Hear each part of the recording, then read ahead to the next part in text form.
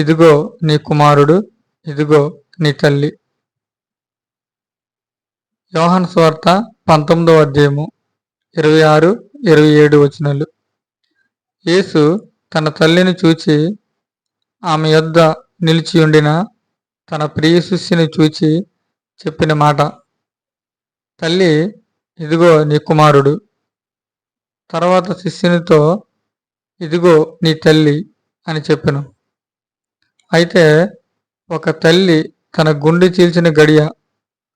అప్పుడు సూర్యకాంతి క్రమంగా కమ్ముకుంటున్న మేఘాల వెంట కనుమరుగవుతుంది. కల్వరీ గిరి మీద 3 శిలువలు ఉన్నాయి. మధ్య శిలువపై యేసు మృదువుగా శ్వాస తీసుకుంటూ రక్తంలో తడిసిపోతూ వేలాడుతూ ఉన్నాడు. తన నొప్పి కంటే ఎక్కువగా అతని మనసులో ఒక బాధ. ఆ బాధ ఏంటంటే తన తల్లి మరియ గురించి. శిలువ దిగువన కన్నీటి వర్షంలో నిలబడి ఉంది మరియ. ఒక తల్లె గుండె చీలిపోతుంది. తన కుమారుని అంత యాతనలో చూడటాన్ని చూసి ఆమె ఒక్క పదము కూడా పలకలేదు. అయితే యోహాను 13వ అధ్యాయము 23వ వచనం ప్రకారము, ఆయన శిష్యులలో యేసు ప్రేమించిన ఒకడు యేసు రొమ్మున ఆనుకొనుచుండెను. మరియా పక్కనే యోహాను నిలబడి ఉన్నాడు. నిష్టగా, ప్రేమతో, బాధతో యేసును చూస్తున్నాడు. యేసు తన తల్లిని చూశాడు.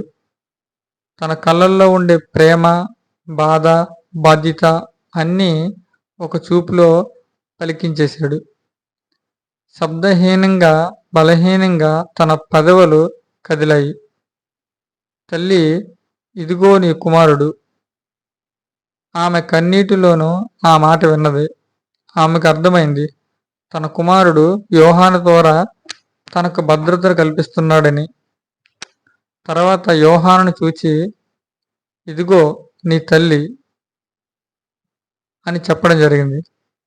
అయితే ఈ మాటలు కేవలం అప్పటి బాధ్యతలు కాదు, అవి ప్రేమ, గౌరవం, కుటుంబ సమాజాన్ని కొనసాగించే సూచనలు. ఆ గడియ నుండి యోహాను మరియను తన ఇంటికి తీసుకెళ్ళాడు. ఒక తల్లికి కొడుకు కోల్పోయిన బాధను, ఒక శిష్యుడు కుమారునిగా సేవ చేయాలన్న బాధ్యతను అనుభవించాడు.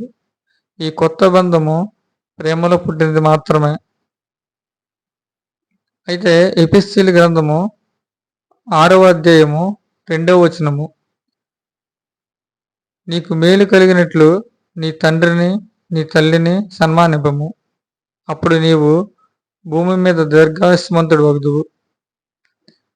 అలాగే 1వ తిమోతి 5వ అధ్యాయము 8వ వచనం ప్రకారము, ఎవడైనను స్వకీయులను విశేషముగా తన ఇంటి వారిని సంరక్షింపక పోయిన ఎడల వాడు విశ్వాస త్యాగము చేసినవాడై అవిశ్వాస కన్నా చెడ్డవాడై ఉండును.